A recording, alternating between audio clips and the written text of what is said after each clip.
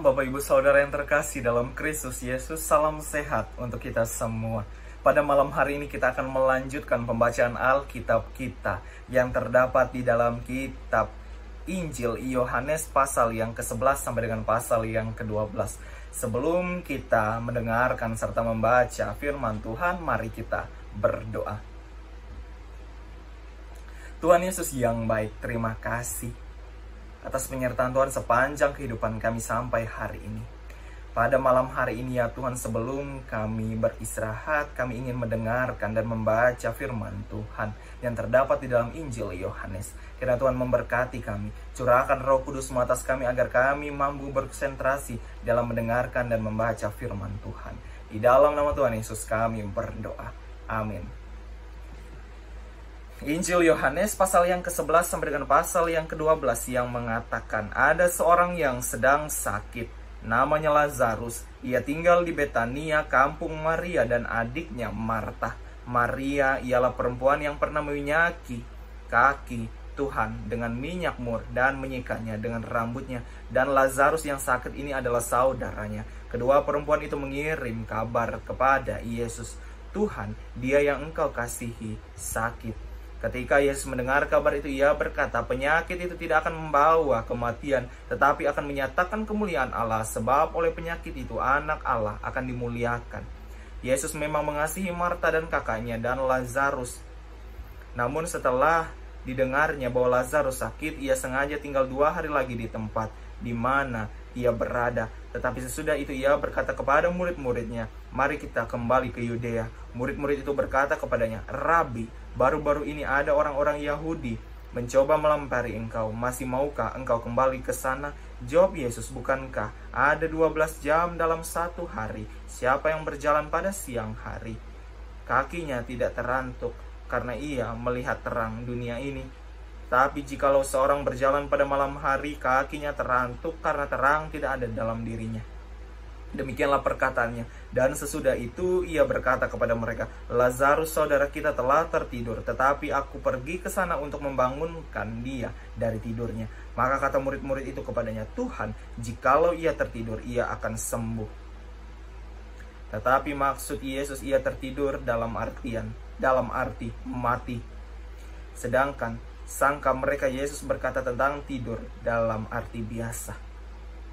Karena itu Yesus berkata dengan terus terang, Lazarus sudah mati, tetapi syukurlah aku tidak hadir pada waktu itu, sebab demikian lebih baik bagimu supaya kamu dapat belajar percaya. Mari kita pergi sekarang kepadanya. Lalu Thomas yang disebut Didimus berkata kepada teman-temannya, yaitu murid-murid yang lain, marilah kita pergi juga untuk mati bersama-sama dengan dia. Maka ketika Yesus tiba, didapatinya Lazarus telah 4 hari berbaring di dalam kubur di Betania. Betania terletak dekat Yerusalem, kira-kira 2 mil jauhnya. Di situ banyak orang Yahudi telah datang kepada Marta dan Maria untuk menghibur mereka berhubung dengan kematian saudaranya. Ketika Marta mendengar bahwa Yesus datang, ia pergi mendapatkannya, tetapi Maria tinggal di rumah. Maka kata Marta kepada Yesus, Tuhan, sekiranya engkau ada di sini, saudaraku pasti tidak mati. Tapi sekarang aku pun tahu bahwa Allah akan memberikan kepadamu segala sesuatu yang engkau minta kepadanya. Kata Yesus kepada Marta, saudaramu akan bangkit. Kata Marta kepadanya, aku tahu bahwa ia akan bangkit pada orang-orang bangkit pada akhir zaman. Jawab Yesus, akulah kebangkitan dan hidup. Barang siapa percaya kepadaku, ia akan hidup walaupun ia sudah mati. Dan setiap orang yang hidup dan percaya kepadaku tidak akan mati selama-lamanya. Percayakah engkau akan hal ini? Jawab Marta, ya Tuhan, aku percaya bahwa engkau Mesias, anak Allah, dia yang akan datang ke dalam dunia. Dan sesudah berkata demikian, ia pergi memanggil saudaranya Maria dan berbisik kepadanya, Guru ada di sana dan ia memanggil engkau. Mendengar itu, Maria segera bangkit lalu pergi mendapatkan Yesus. Tetapi waktu itu Yesus belum sampai ke dalam kampung itu. Ia masih berada di tempat Marta menjumpai dia. Ketika orang-orang Yahudi yang bersama-sama dengan Maria di rumah itu untuk menghiburnya melihat bahwa Maria segera bangkit dan pergi keluar, mereka mengikutinya karena mereka menyangka bahwa ia pergi ke kubur untuk meratap di situ. Setibanya Maria di tempat Yesus berada dan melihat dia, tersungkurlah ia di depan kakinya dan berkata kepadanya, "Tuhan, sekiranya engkau ada di sini, saudaraku pasti tidak mati." Ketika Yesus melihat Maria menangis dan juga orang-orang Yahudi yang datang bersama-sama dia, maka masgullah hatinya. Ia sangat terharu dan berkata, "Di manakah dia kamu baringkan?" Jawab mereka, "Tuhan, marilah dan lihatnya." Maka menangislah Yesus. Kata orang-orang Yahudi, "Lihatlah betapa kasihnya kepadanya." Tetapi beberapa orang di antara berkata, "Ia yang memelekkan mata orang buta, tidak sanggupkah ia bertindak sehingga orang ini tidak mati?" Maka masgullah pula hati Yesus. Lalu ia pergi ke kubur itu. Kubur itu ada sebuah gua yang ditutup dengan batu. Kata Yesus, "Angkat batu itu." Marta, saudara orang yang meninggal itu, berkata kepadanya, "Tuhan, ia sudah berbau, sebab sudah 4 hari ia mati." Jawab Yesus, "Bukankah sudah kukatakan kepadamu, jikalau engkau percaya, engkau akan melihat kemuliaan Allah?" Maka mereka mengangkat batu itu. Lalu Yesus menengadah ke atas dan berkata, "Bapa, aku mengucap syukur kepadamu karena engkau telah mendengarkan aku. Aku tahu bahwa engkau telah mendengarkan aku, tetapi oleh karena orang banyak yang berdiri di sini mengelilingi aku mengatakannya supaya mereka percaya bahwa engkaulah yang telah mengutus aku." Dan sesudah berkata demikian, berserulah ia dengan suara keras, "Lazarus, marilah keluar." Orang yang telah mati itu datang keluar. Kaki dan tangannya masih terikat dengan kain kafan, dan mukanya tertutup dengan kain peluh. Kata Yesus kepada mereka, "Bukalah kain-kain itu dan biarkan ia pergi." Banyak di antara orang-orang Yahudi yang datang melawat Maria, yang menyaksikan sendiri apa yang telah dibuat Yesus, percaya kepadanya.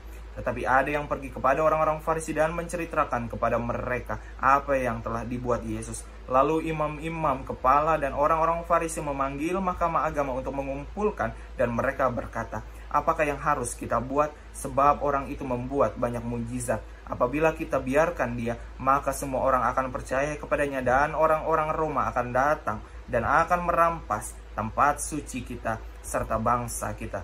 Tetapi seorang di antara mereka, yaitu Kayafas, imam besar pada tahun itu, berkata kepada mereka, "Kamu tidak tahu apa-apa dan kamu tidak insaf, bahwa lebih berguna bagimu jika satu orang mati untuk bangsa kita daripada seluruh bangsa kita ini binasa."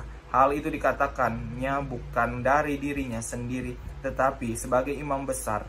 Pada tahun itu ia bernubuat bahwa Yesus akan mati untuk bangsa itu. Dan bukan untuk bangsa itu saja, tetapi juga mengumpulkan dan mempersatukan anak-anak Allah yang tercerai-berai. Mulai dari hari itu mereka sepakat untuk membunuh dia.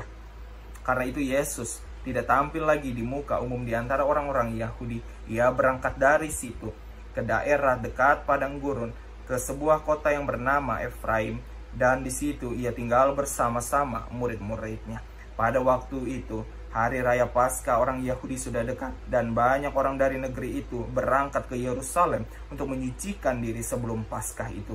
Mereka mencari Yesus, dan sambil berdiri dan di dalam bait Allah, mereka berkata seorang kepada yang lain, "Bagaimana pendapatmu? Akan datang jugakah ia ke pesta?" Sementara itu imam-imam kepala dan orang-orang Farisi telah memberikan perintah supaya setiap orang yang tahu di mana dia berada memberitahukannya, agar mereka dapat menangkap dia. Pasal yang ke-12. 6 hari sebelum Paskah, Yesus datang ke Betania, lalu tempat tinggal Lazarus yang dibangkitkan Yesus di antara orang mati. Di situ diadakan perjamuan untuk dia dan Marta melayani. Sedang salah seorang yang turut makan dengan Yesus adalah Lazarus. Maka Maria mengambil setengah kati minyak narwastu murni yang mahal harganya. Ia meminyaki kaki Yesus dan menyikanya dengan rambutnya, dan bau minyak semerbak di seluruh rumah itu. Tetapi Yudas Iskariot, seorang dari murid-murid Yesus yang akan segera menyerahkan dia, berkata, "Mengapa minyak narwastu itu tidak dijual 300 dinar dan uangnya diberikan kepada orang-orang miskin?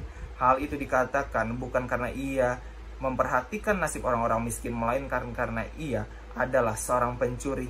Ia sering mengambil uang yang disimpan di kas yang dipegangnya. Maka kata Yesus, biarkanlah ia melakukan hal ini mengingat hari penguburanku. Karena orang-orang miskin selalu ada pada kamu, tetapi aku tidak akan selalu ada pada kamu. Sejumlah besar orang Yahudi mendengar bahwa Yesus ada di sana dan mereka datang, bukan hanya karena Yesus, melainkan juga untuk melihat Lazarus yang telah dibangkitkannya dari antara orang mati. Lalu imam-imam kepala bermufakat untuk membunuh Lazarus juga, sebab karena dia banyak orang Yahudi meninggalkan mereka dan percaya kepada Yesus. Keesokan harinya, ketika orang banyak datang merayakan pesta, mendengar bahwa Yesus sedang di tengah jalan menuju Yerusalem, mereka mengambil daun-daun palem dan pergi menyongsong dia sambil berseru, Hosana, diberkatilah dia yang datang dalam nama Tuhan, Raja Israel. Yesus menemukan seekor keledai muda, lalu naik ke atasnya, seperti ada tertulis, jangan takut hai putri Sion, lihatlah rajamu datang, duduk di atas seekor anak keledai. Mula-mula murid-murid Yesus tidak mengerti akan hal itu, tetapi sesudah Yesus dimuliakan, teringatlah mereka bahwa nas itu mengenai dia, dan bahwa mereka telah melakukannya juga untuk dia. Orang banyak yang bersama-sama dengan dia ketika ia memanggil Lazarus keluar dari kubur dan membangkitkannya dari antara orang mati, memberi kesaksian tentang dia. Sebab itu orang banyak itu pergi menyongsong dia, karena mereka mendengar bahwa ia yang membuat mujizat itu. Maka kata orang-orang Farisi seorang kepada yang lain, kamu lihat sendiri bahwa kamu sama sekali tidak berhasil. Lihatlah, seluruh dunia datang mengikuti dia. Di antara mereka yang berangkat untuk beribadah pada hari raya itu, terdapat beberapa orang Yunani. Orang-orang itu pergi kepada Filipus yang berasal dari Betsaida di Galilea, lalu berkata kepadanya, Tuan, kami ingin bertemu dengan Yesus. Filipus pergi memberitahukannya kepada Andreas. Andreas dan Filipus menyampaikan pula kepada Yesus. Tetapi Yesus menjawab mereka, katanya, telah tiba saatnya anak manusia dimuliakan. Aku berkata kepadamu, sesungguhnya jikalau biji gandum tidak jatuh ke dalam tanah dan mati, ia tetap satu biji saja. Tetapi jika ia mati, ia akan menghasilkan banyak buah. Barang siapa mencintai nyawanya, ia akan kehilangan nyawanya. Tetapi barang siapa tidak mencintai nyawanya di dunia ini, ia akan memelihara nyawanya untuk hidup yang kekal. Barang siapa melayani aku, ia harus mengikut aku, dan di mana aku berada, di situ pun pelayanku akan berada. Barang siapa melayani aku, ia akan dihormati Bapa.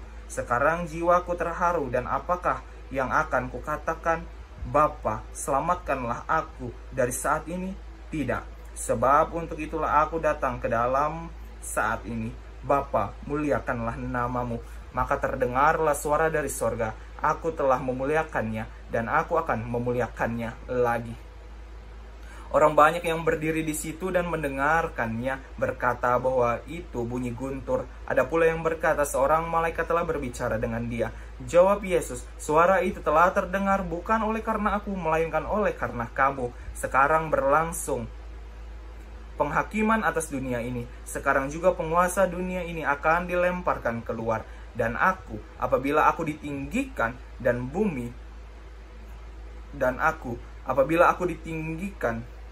dari bumi, aku akan menarik semua orang datang kepadaku. Ini dikatakannya untuk menyatakan bagaimana cara ia akan mati.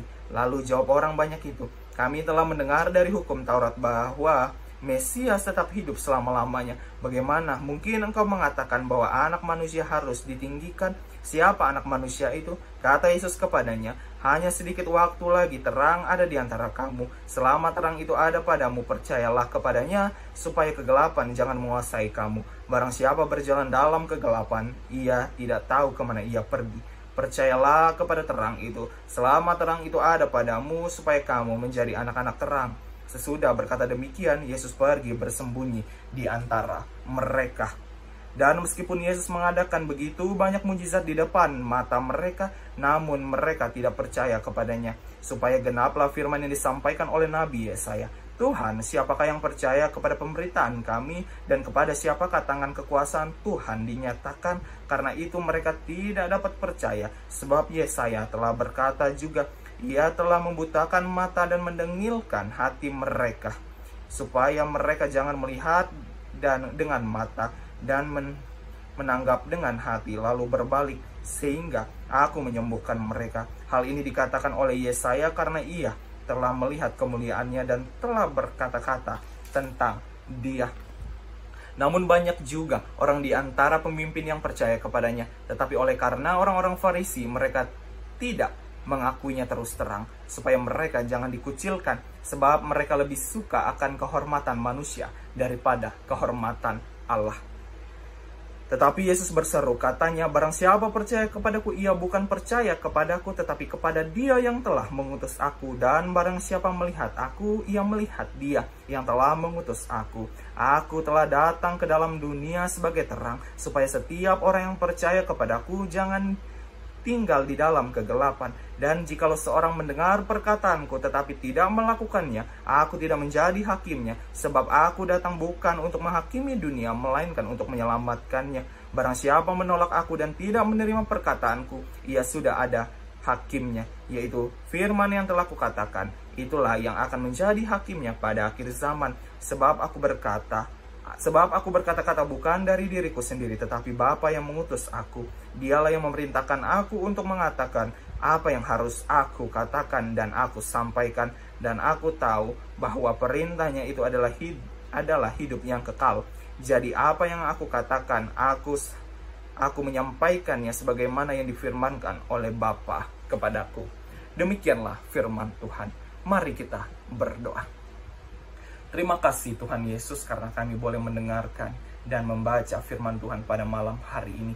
Dan kami akan beristirahat karena Tuhan memberkati kami dalam tidur malam kami ini. Karena Tuhan senantiasa melindungi kami supaya kami bisa bangun dan keadaan selamat besok pagi dan melakukan aktivitas kami sebagaimana kehendak Tuhan saja. Inilah pengharapan kami persembahkan di dalam nama Tuhan Yesus. Haleluya. Amin. Selamat malam Bapak Ibu Saudara, Tuhan Yesus memberkati.